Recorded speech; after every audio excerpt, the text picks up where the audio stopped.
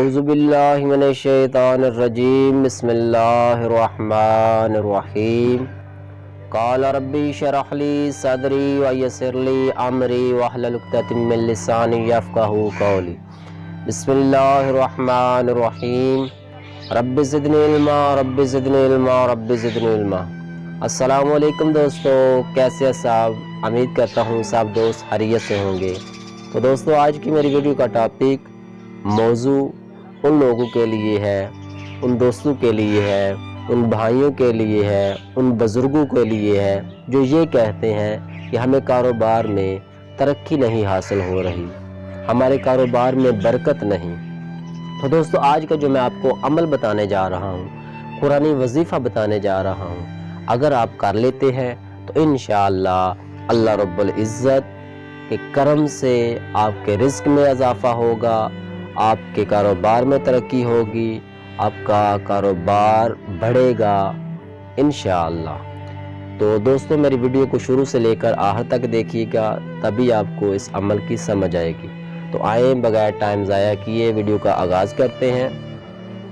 आपने करना क्या है, सुबह के वक़्त नमाज फ़जर के वक़्त उठना है, बावुज़ू होकर वुज़ू कर नमाज फ़जर अदा करनी है।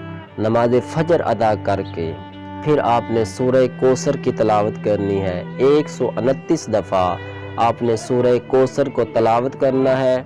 उसके बाद आपने अव्वल व आखिर दरूद शरीफ की तिलावत भी करनी है। 129 दफ़ा आपने सूरह कौसर की तिलावत करनी है।